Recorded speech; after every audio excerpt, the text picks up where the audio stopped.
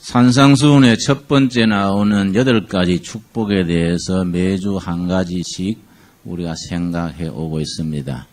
오늘은 6번째 마음이 청결한 자에 대한 축복에 들어갈 시간입니다만은 조금 다음 주로 미루고 그동안에 우리가 5가지 축복을 함께 생각한 것에 대해서 복습을 하는 시간 되겠습니다.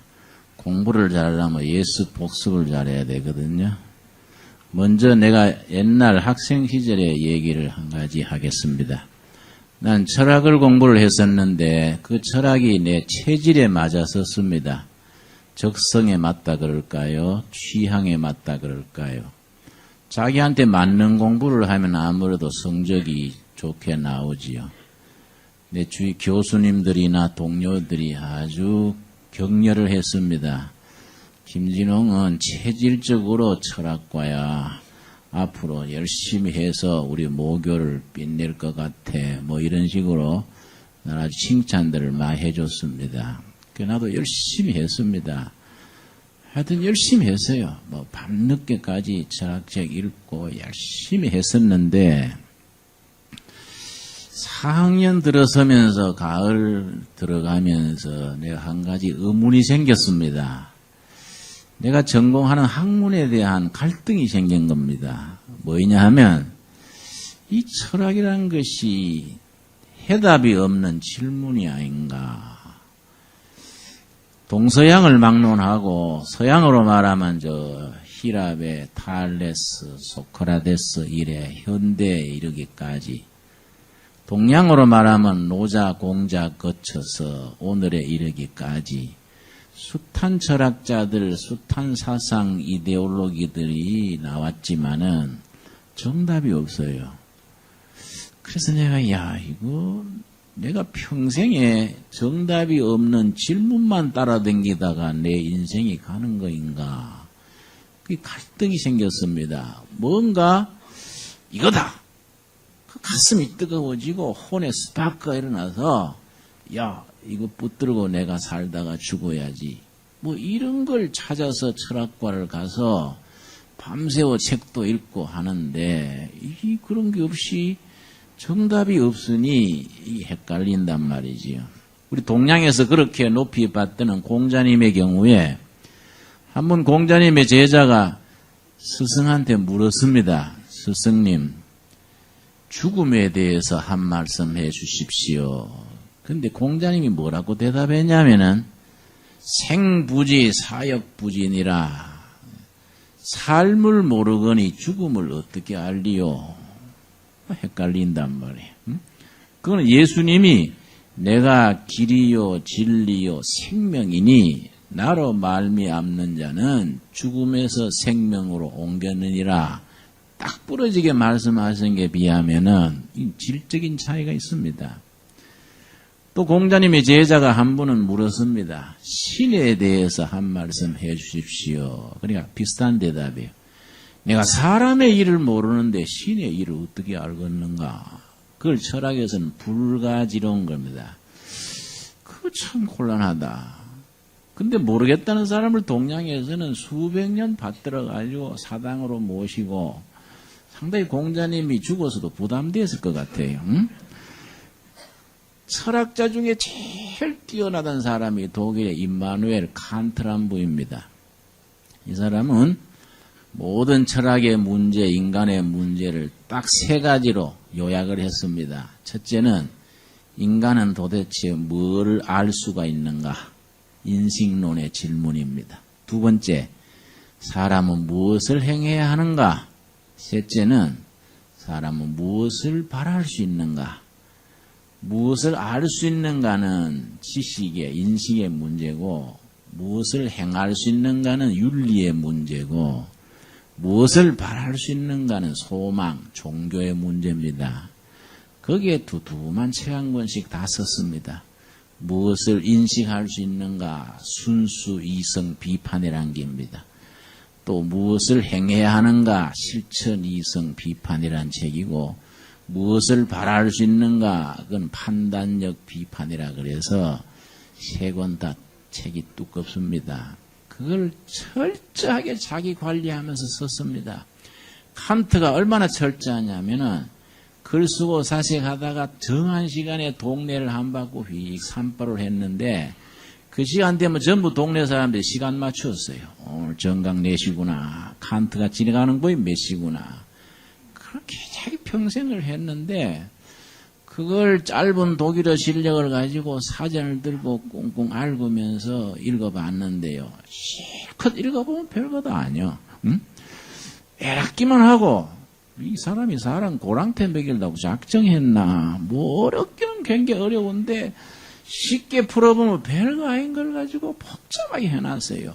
그래서 우리 열심히 철학할 때 같은 연배에 일본 동경대학의 수석으로 들어간 철학과 학도가 있었습니다. 동경대학의 수석이니까 탁월한 수재지요. 졸업반 때 졸업을 2달을 앞두고 그 수재가 일본 유명한 관광지에 가가지고 폭포에서 떨어져서 투신 자살을 했는데 아주 유서가 딱 한 줄입니다. 한 줄. 유언이 아주 간단하게 칸트 지가 뭘 아냐 이걸 딱 써놓고 죽었어요. 그러니까 이게 참 질문이요. 질문. 서란 게 질문이요. 그러니까 상급반 올라가면서 아주 곤란하다. 내 인생도 귀중한 인생인데 이거 어떻게 평생 질문만 하겠냐. 뭐가 정답을 가지고 인생을 불태워야지 맨날 질문만 하고 되겠냐. 대학을 졸업하고 조교로 남았습니다. 그래서 학교에서 교비 장학생으로 미국 미시간 어바나라는 대학이 있습니다.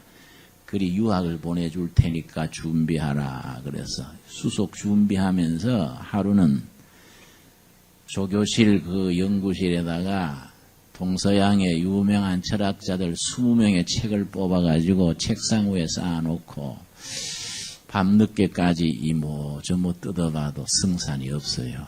글쎄 뭐라고 말하고들 얘기들 다 했는데 이 가슴에 닿지를 않아요. 영혼을 뜨겁게 하지를 못해요.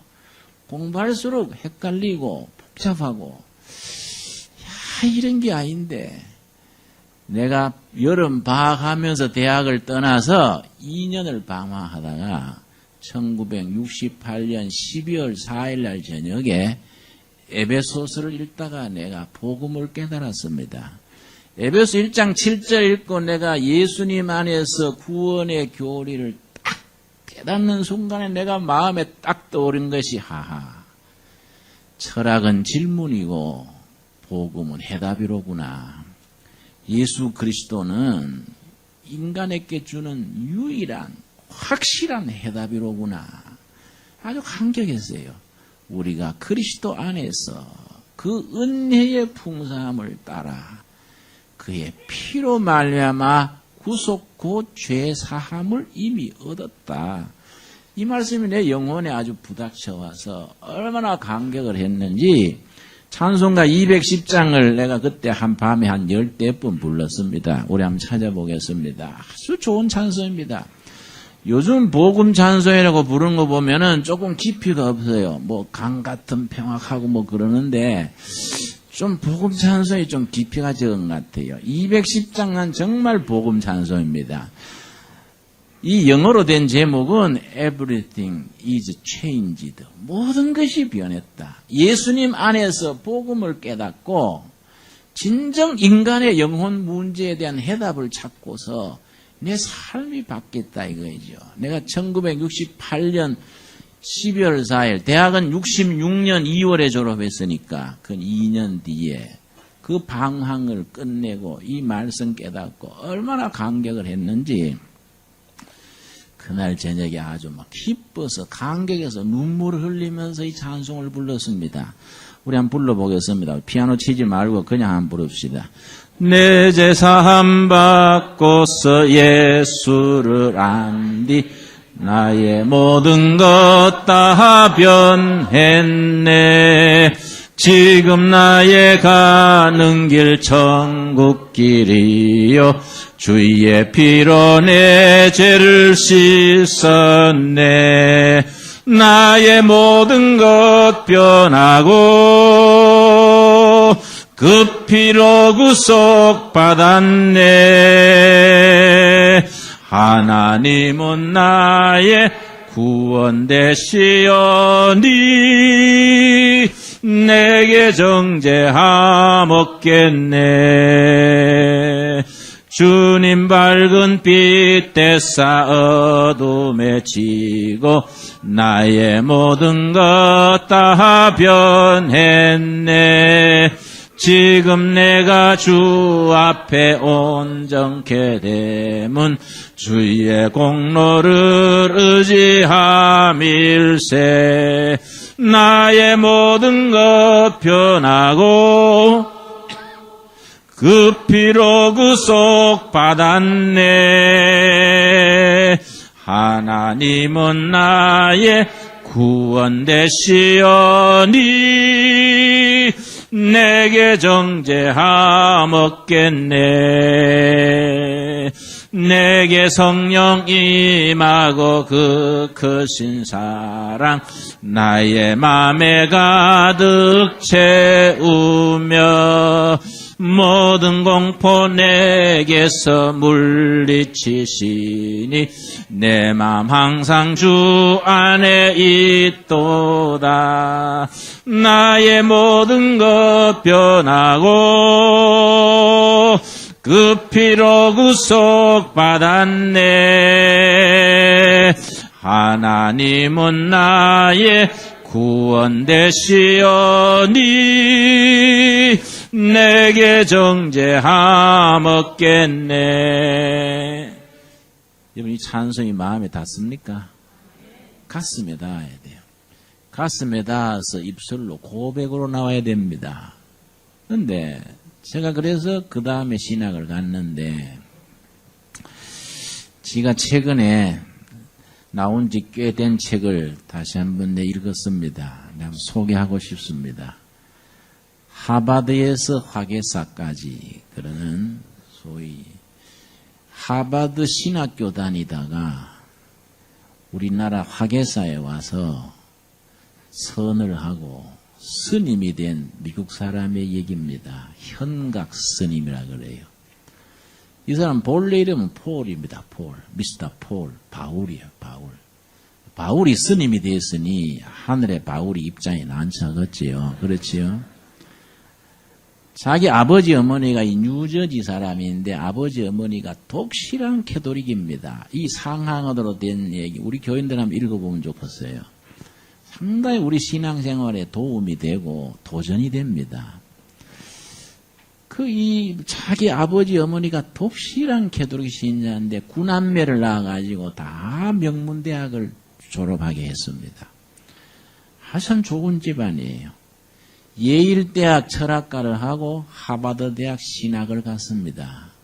하버드 대학은 미국이 처음 나라를 세울 때 영적 지도자를 키운다고 목사 양성학교로 세운 학교가 하버드 대학입니다. 지금은 다른 역할을 합니다만은 거기에 하버드 디비니티 스쿨 신학대학원이 이제 목사 양성기관으로 된 학교인데 거기에 학생으로 다닐 때 우리나라에 숭산 스님이라는 유명한 세계적인 스님이 있습니다. 국내에서는 별로 안 알려졌지만은 아주 세계적으로 유명합니다. 전 세계 생불, 아주 도의 경지에 이른 4명의 불제자를 뽑을 때 우리 한국의 숭산 스님이 들어갑니다. 첫째가 누군지 아십니까? 그 달라이라마가 첫째고 그 4위 안에 숭산 스님이 들어갑니다.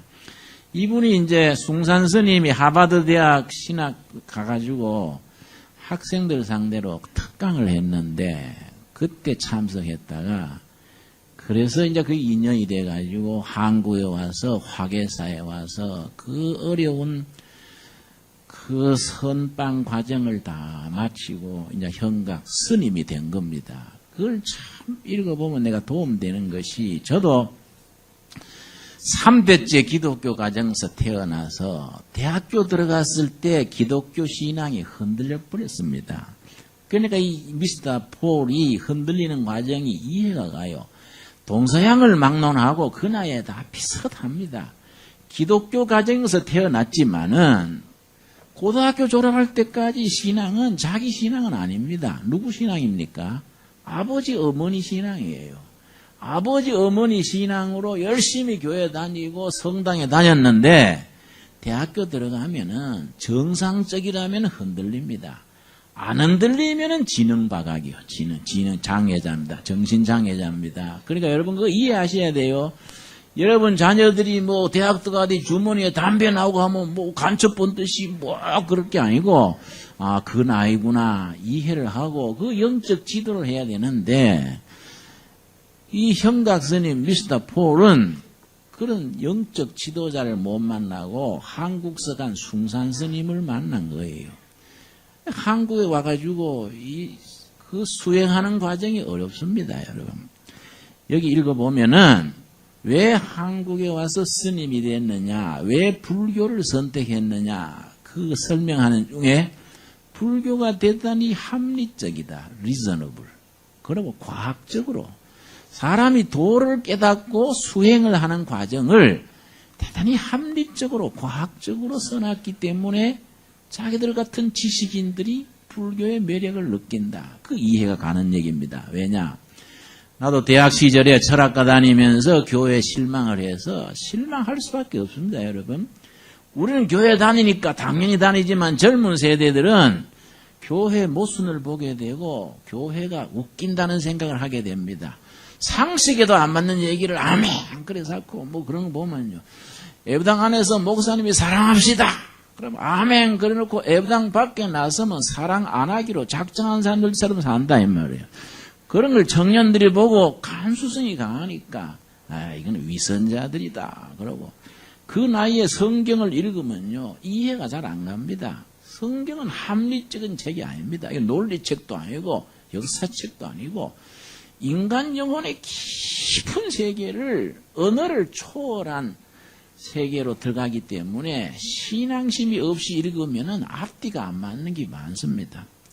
누구나 그 나이에 그런 갈등을 겪게 됩니다. 그래서 그 유명한 용어가 있습니다. 에릭슨이라는 아주 유명한 신학자가 그 대학교 나이에 신앙적인 영적인 갈등을 아이덴티티 크라이시스라고 아주 정체성의 위기라고 심리학의 용어까지 있습니다. 아까 말씀드렸듯이 아버지 어머니의 신앙이 고등학교까지는 이어져 왔는데 저도 고등학교 때 교회 학생회 회장을 2년 했습니다. 보통 1년 하는데 꽃배기를 했으니까 제대로 했길래 2년 안 했겠습니까? 2년 하고 저는 유엔주일 학교 때 시골에서 2km 넘는 거리에 새벽 기도를 1년 거의 개근했습니다. 눈이 와도 비가 와도 새벽 기도를 5학년 때부터 6학년까지 그렇게 열심히 했는데 대학 가서는 신앙이 흔들려 버린 겁니다. 그래서 나는 열심히 불교에 따라다니고 그 불교 학생회를 만들어 가지고 내가 대구 경북 지역 불교 학생회 내가 학술부장인가 해가지고 뭐 기독교 학교에다가 법회를 열고 요란 떨었습니다. 그랬는데 그래서 제가 이 미스터 폴 소위 무슨 스님? 형각 스님이 된 사람의 과정을 이해를 해요. 그런데 내가 이 책을 다시 읽으면서 반성한 것이 교회가 문제가 있다. 내가 대학생 시절도 그랬지만은 교인이 몇천 명, 몇만 명 모이고 헌금이 얼마 나오고 이게 본질이 아니다. 이야. 우리 자녀들이 우리 청소년들이 교회에 앉아가지고 갈등하고 고민하고 응? 그건 그냥 둔 채 우리가 뭐 할렐루야 그래봐야 안 된다. 이게. 우리 어른들은 막 그렇다 치고 우리의 자녀들, 청소년들이 정말로 영혼의 간격이 있고 진리를 깨닫는 그 과정이 있고 해야 하는데 이게 우리 교회가 텅텅 그 과정이 너무 부족한 거예요. 서양 기독교가 이것이 한계에 도달을 했다고 그럽니다. 그래서 한 달 전에 조선일보도 났습니다만 미국에만 그 참선하고 명상수련에 참가하는 사람이 1000만 명을 넘어섰다 그럽니다. 그거는 주로 힌두교의 명상훈련, 불교의 선방, 요가의 수련 이런 데 가가지고 수련하는 인구가 미국에 1,000만 명. 거의가 지식인들입니다. 그리고 미국의 육군사관학교에 명상 수련 과정을 넣었다는 거이지요. 그 쭉 소개가 되고 있습니다. 그게 왜 그러냐? 정통교회가, 일반 교회가 정신세계를 만족시킬 수 있는 참 영혼의 간격을 주고 영혼의 스파크를 일어나게 하고, 야, 이거다! 이걸 믿고 이렇게 살다가 하늘나라 가자! 이런 간격을 못 주는 거예요. 그러니까 영혼들이 헤매는 겁니다. 더더구나 청년들이 헤매는 겁니다. 이 미스터 폴 형각 스님이 쓰는 게 뭐냐면은, 불교에는 초심자에서 소위 도를 깨치는 단계까지를 12단계를 갈랐습니다. 선을 닦아 나가는 과정을 12단계를 거쳐서 12단계까지 가면은 석가모니가 된다는 거예요. 그 단계입니다. 우리나라에서 조선반도에서 11단계까지 간 사람이 있다. 그걸 원효 스님을 잡습니다. 그래서 원효 스님을 전 세계 불교에서 해동 성자, 해동, 동쪽에 있는 성자다. 그래서 지금 1500년 전에 원효 스님이 쓴 책이 지금 또 일본 불교대학의 교과서로 쓰고 있습니다. 종교가 달라서 그렇지 원효 스님 같은 분은 우리 참 조상으로서 세계에 빛나는 자랑스러운 조상입니다. 근데 나도 목사로서 청년 시절에 고뇌를 거쳐서 복음을 깨닫고 목회를 하고 있는데, 우리 한국교회는 미국 선교사들이 복음을 전해주면서 정말 복음을 깨닫고 감격하고 그 영혼이 열리는 그 프로세스, 그 과정을 빼버렸어요. 그러니까 한국 사람들이 그런 영적인 답답함이 있으니까 은혜를 받겠다고 소리 지르고, 지난주도 저희가 미아래 가서 집회했습니다마는 강사님 나오시기 전에 쥐야 3번 합시다. 난 질색입니다. 또 저 가면 많이 모입니다. 한 2,000명, 3,000명 모입니다. 여러분, 밤중에 동네 북판에서 3,000명 모여가지고 하나, 둘, 셋 해서 쥐야 해보십시오. 나는 불안해요. 이 교회에서 이 공기가 울려가지고 밖으로 나갈 때는 주여로 안 들린다, 그지? 불이야 이래 들릴 거다. 그럼 동네에서 야단 난다. 나는 불안해요. 그래 내가 제발 좀 그러지 마소. 왜 그래 소리를 지르요? 그러면은 우리가 영적으로 깰라고 그러지요. 이게 우리가 훈련이 안 된 겁니다. 진정 우리 영혼을 울리는 것은 소리 질러가 아니고 묵상 중에 우리 영혼 깊은 곳에서 세포가 울리고 뼈가 울리고 관절이 울려서 우리 영혼에서 정말 깨우침이 나야 되는데, 소리 질러가지고 주여 그러면은 이 악쓰는 것이 정말로 영의 세계로 깊이 들어가는 건 아니다 이 말이에요. 그래서 우리는 그냥 흉내라도 내려고 예배 시간에 묵상 시간 있지 않습니까? 우리 교회가 이런 점을 앞으로 극복을 해가지고 정말 우리 청년들이, 우리 이 영혼들이 복음의 진술을 바로 깨닫고 그 간격을 가지고 살고 전하고 그렇게 할 수 있는 교회로 우리가 발전시켜 나가야 안 되겠습니까, 여러분? 그러니까 예수는 대충 믿는 게 아니다 이거지. 주일날 와가지고 설교 듣고 헌금 내고 이래가지고 예수 믿는다 생각하면 안 돼요. 그 말씀 속에서, 은혜 속에서 영혼의 간격이 있고 가슴이 뜨거워지고 이렇게 살자, 이런 주먹이 지어져야 되는데, 그런 과정이 없이 우리가 교회 숫자가 많이 모이고 집 잘 지었다고 되겠습니까? 그래가지고는 신앙생활이 제대로 되는 게 아니다. 그러니까 내가 미국 교회든 한국 교회든 청년들한테 그런 진정한 깨우침과 안내를 못 해주니까 이런 엘리트가, 예일대학 철학과하고 하버드 신학교 다니는 사람이 이 한국, 여러분 그 화계사람은 그 꼴짝이 아닙니까? 거기 와서 새벽 3시에 일어나가지고 선을 한다, 선. 그러고 그 사람들요, 동안거, 하안거가 있는데, 동안거, 겨울 100일 동안에 수행에 들어가면 100일 동안 3시부터 탁 일어나서 하루 종일 탁 정자세를 하고 돌을 닦는데, 졸면은요, 죽피, 대나무 막대기, 죽피를 가지고 덩어리를 실컷 내리칩니다. 탁! 덩어리가 아주 찢어지는 것 같습니다. 잠 깨라고. 또 자기가 요청하기도 합니다. 손을 들고 죽피로 한 차를 때려달라. 여러분, 그래서 100날 동안에 100명이 들어갔다 그러면 한 70명은 탈락합니다. 한 3분의 1쯤 마지막까지 견디는데 그런 과정을 거쳐서 이제 불교의 도를 깨쳐보려고 하는 겁니다. 여러분, 그런 진지한 건 좀 배워야 돼요. 여러분, 우리 예배 시간에 좋은다고 대나무가 그늘이 후려쳐보십시오. 응? 이런 놈의 교회에 있나? 응? 헌금 내도 갈란다. 안 그러겠습니까? 우리가 영적인 세계는 투자예요, 투자가. 진지한 게 있어야 되고, 투자가 있어야 되고, 이왕 기독교 복음이 진리라고 믿으면은 자기 인생을 던지는 결단이 있어야 돼요. 아멘이 됩니까? 그런 과정을 우리가 발전시켜가지고, 한국 교회, 한국 기독교가 미국으로 다시 수출하고, 독일로 수출을 해야 이런 사람들이 안 나올 수 있다. 안 그렇습니까? 하버드 신학생들이 예수님 복음이 모질해가지고 그러면 아니라 이 말입니다. 여러분, 하버드 신학대학 옆에 보스턴 유니버시티가 있는데 거기에 신학부 교수 중에 복음서 전문한 교수가 있습니다. 사복음서. 전문이 사복음서 연구해가지고 전 세계 유명한 학자입니다. 그런데 강의할 때 뭐라는지 아십니까? 예수님의 부활이 사실이 아니고 팩트가 아니고 히스토리컬 팩트가 아니고 하나의 심볼이다. 뭐 실제 부활했겠냐? 부활의 의미를 우리가 찾는 거이다. 이렇게 강의합니다. 말이 됩니까? 응? 예수님이 실제 부활한 게 아니고 의미가 그렇다는 거다. 들으면 황당해요. 황당해. 응? 그러니까 신약을 안 읽고 저 사람이 쥐약 먹었나 싶단 말이야. 그런데 그게 세계적인 권위자예요. 그런 강의를 듣고 그 학생들이 학예사를 안 오겠습니까? 안 그래요?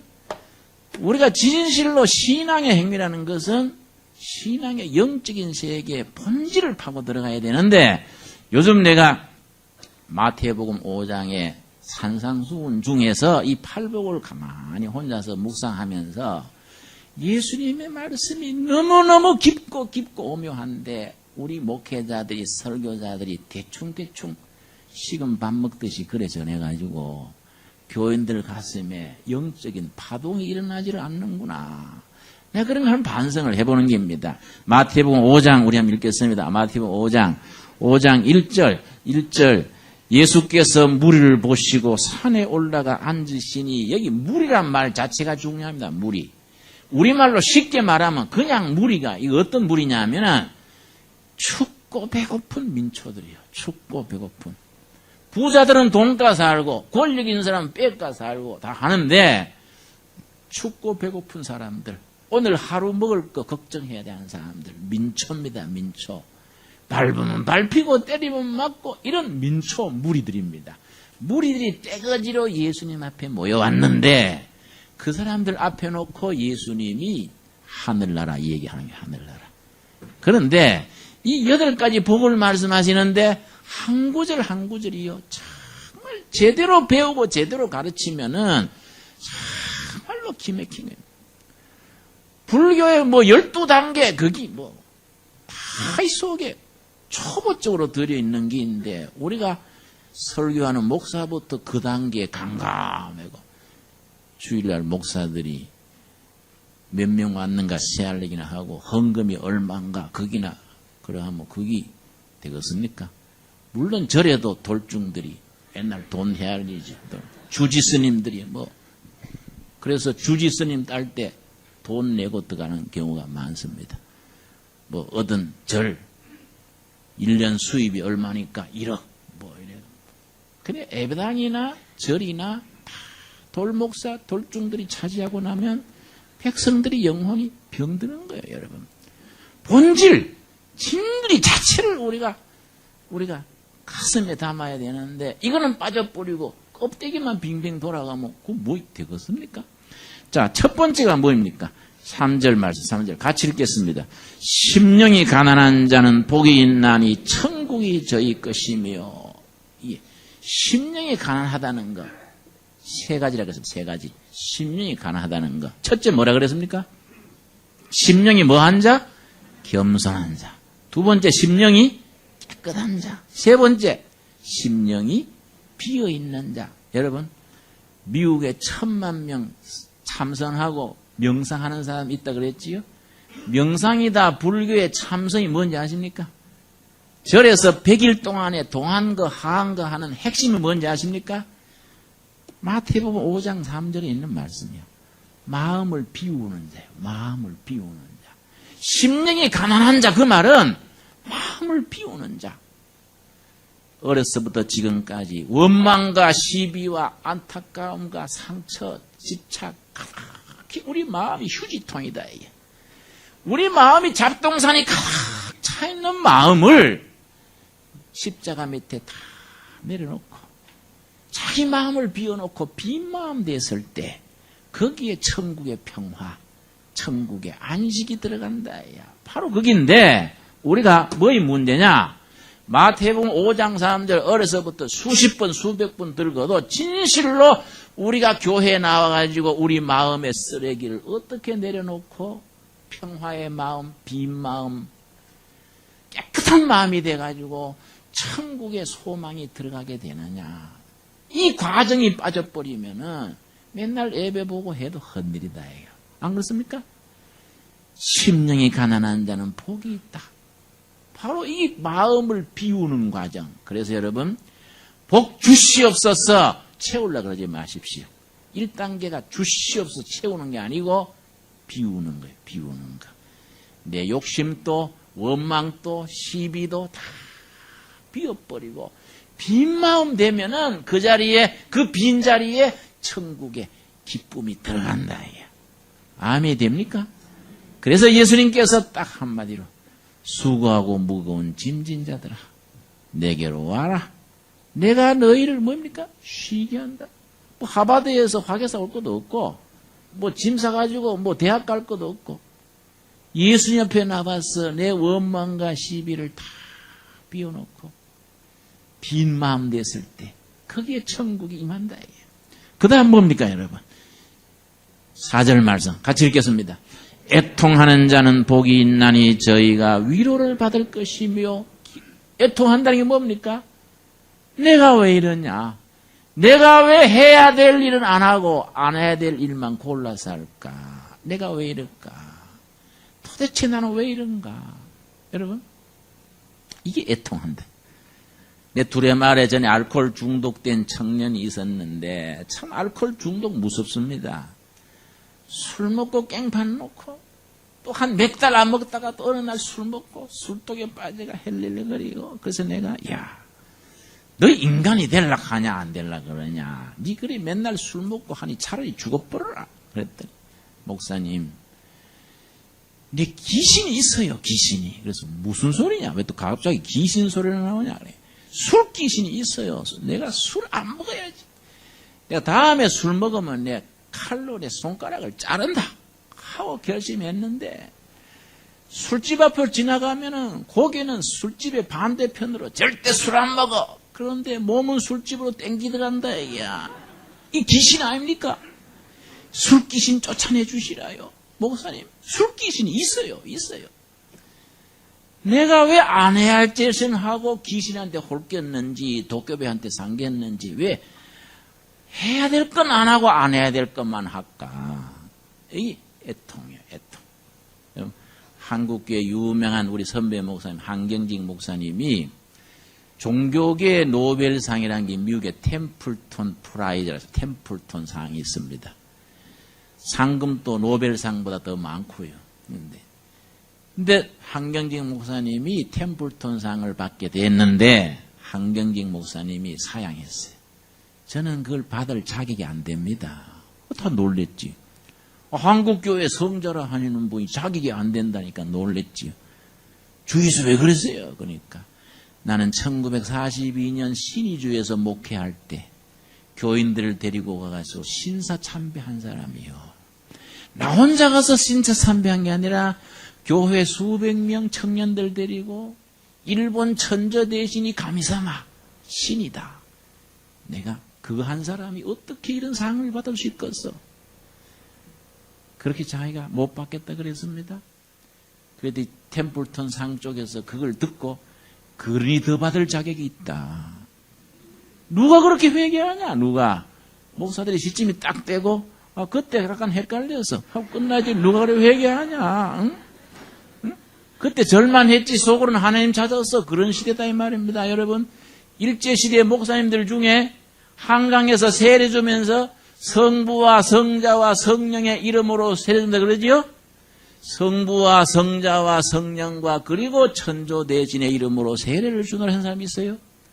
그런 사람이 교단의 총회장까지 했습니다. 그 뒤에 이렇게 요령 피우는 사람들의 세계에 한경직 목사님처럼 자기의 그 허물을 안타까워하고 애통하는 애통. 내가 왜 그랬을까? 애통하는 자 복이 있나니. 그 다음 뭐라고 했습니까? 하나님이 위로해 준다. 그만하면 됐다. 네 자격이 있다. 하나님이 위로해 준다. 여러분, 우리가 의롭지 못하고 허물이 있고 하나님 앞에 사람 앞에 부끄러움이 있을지라도 애통함으로써 하나님 앞에 인정받는 우리가 될 수 있기를 바랍니다. 세 번째 뭡니까? 세 번째 5절 말씀 같이 읽겠습니다. 온유한 자는 복이 있나니 저희가 땅을 기업으로 받을 것이며. 온유한 자, 온유는 세 가지라 그랬지요? 기억하십니까? 첫째, 하나님 앞에 온유. 두 번째, 사람 앞에 온유. 세 번째, 자기 자신에게 온유. 하나님 앞에 온유는 하나님이 얼마나 신실하게 나를 해주실까. 사업이 망해도 병이 들어도 하나님은 나한테 가장 좋은 걸 해주신 줄 믿습니다. 온유지요? 여러분, 병들어 죽게 되면서도 하나님 나를 천국에 빨리 오라고 데려가신 줄 믿습니다. 내가 잘하니까 천국에 스카우트 된 줄 믿습니다. 온유요, 온유. 나에게 가장 좋은 것을 하나님이 해주신 줄 믿습니다. 그래서 아브라함이 100세 얻은 아들을 바치라 할 때 하나님 왜 그렇습니까? 기운가 있어야지요. 언제 주시고 언제 데려갑니까? 날 데려가시지요. 이 칼만 한데 예, 하나님 알아서 한 줄 믿고 바치겠습니다. 온유지요, 온유. 사람 앞에 온유 뭐라 그랬습니까? 그 사람의 형편과 처지가 오직 답답해 저랬을까? 그 사람을 품어주고 이해해주는 것. 자기 자신에 대한 온유가 뭐라 그랬습니까, 여러분? 속은 뒤집어지고 화가 나는데 성령님 도와주시옵소서. 부드럽게 절제하고 나가는 게 온유라 그랬습니다, 여러분. 그런 온유한 마음을 가진 사람이 이 땅의 주인이 된다. 뭐 부동산 가진다는 게 아니고 역사의 주인이 되고 하나님 나라 일꾼이 된다. 여러분, 우리가 정말 온유함으로써 이 나라, 이 역사의 주인으로서 세워질 수 있기를 바랍니다. 그 다음 네 번째 뭡니까? 6절 말씀, 5장 6절 말씀 같이 읽겠습니다. 의에 줄이고 목마른 자는 복이 있나니 저희가 배부를 것이며. 의에 줄이고 목마른 자, 도덕적인 윤리적 개념이 아니라 그랬습니다. 인간을 구원하시는 하나님의 계획, 하나님의 섭리. 내가 허물이 많고 부족하지만 어떻게 하면 하나님의 구원 역사에 참여할 수 있을까 하는 목마름으로, 목마른 사슴이 신의 물을 갈망하듯이 어떻게 하면 내가 하나님의 구원 역사에 내가 은혜를 입을 수 있을까? 의에 줄이고 목마른 자 복이 있나니. 그 사람이 무슨 복을 받는다고요? 배부를 것이며. 여러분, 과식한다는 얘기 아닙니다. 응? 하늘나라의 상속자가 돼가지고 하늘 보좌에서 하나님을 모시는 반열에 선다 이 말이에요. 다섯 번째 뭡니까, 여러분? 7절 말씀 우리 같이 읽겠습니다. 긍휼히 여기는 자는 복이 있나니 저희가 긍휼히 여김을 받을 것이며. 동양에서는 긍휼히 여긴다는 말을 무슨 말로 쓴다고요? 측은지심이다. 공자님이 측은지심을 설명을 하기를 어린아이가 구덩이에 빠졌다. 그냥 두면 죽어. 아이고 불쌍하구나. 내가 죄를 구해주다가 내가 다칠지라도 도와주자. 이게 측은지심이라고 공자님이 설명했다 그랬지요? 성경 말씀의 긍휼이라는 것은 못된 짓을 해가지고 벌 받아가지고 비참한 자리에 들어가 있는데 그냥 망하도록 놔둬야 돼. 그러나 불쌍하다. 망해야 되지만은 품어주자. 인도해주자. 이게 긍휼. 여러분, 그렇게 사람이 사람에 대해서 긍휼히 여기는 자는 하나님이 그를 긍휼히 여겨주실 것이요. 여러분, 인간에 대한 이해, 인간에 대한 연민, 측은지심, 이것이 정말 신앙인의 복된 자리로 나가는 지름길이다 이거예요. 여러분, 예수님이 가르쳐주신 5가지 복, 또 다음 주일부터 3가지 더 나오지요. 합쳐서 8가지 복을 제대로 깨닫고 누림으로써 예수님이 이미 약속하신 하늘나라의 축복의 약속을 우리가 아멘으로 받아들여가지고 우리 영혼이 자유함을 누리고 감격 있고 하늘나라의 축복을 생활 속에서 누리는 복된 우리가 되어질 수 있기를 바랍니다. 우리 기도하겠습니다. 주님 은혜를 감사드립니다. 주님께서 우리를 하늘나라의 백성으로 세워주시고 우리 심령이 겸손함으로 가난함으로 빈 마음이 되어서 천국의 위로를 받게 하셔서 감사드립니다. 지난날에 우리가 해야 될 것은 하지 아니하고 안 해야 될 것만 골라서 했던 것을 주여 용서하여 주시옵소서. 진실로 우리 애통하는 마음을 살피셔서 하나님의 위로가 우리 영혼 깊이 임하게 하여 주시옵소서. 저희로 진실로 온유한 자가 되게 하여 주시옵소서. 나를 가장 잘 아시는 하나님께서 나에게 가장 좋은 것을 인도하실 줄 믿고 이래도 저래도 하나님의 섭리 중에 감사하게 하옵시며 내 자신이 감당할 수 없는 분노가 치밀지라도 억울하고 답답할지라도 성령의 도우심으로 편안한 감격과 기쁨을 누릴 수 있는 온유한 사람이 되어 이 땅의 주인 노릇할 수 있게 하여 주시옵소서.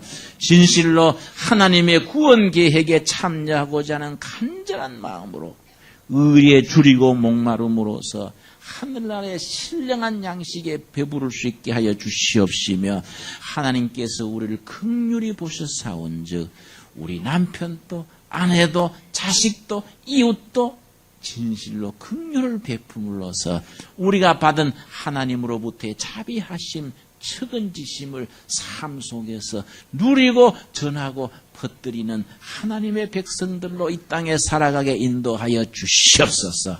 예수님 이름 받들어 감사하며 기도드렸사옵나이다. 아멘.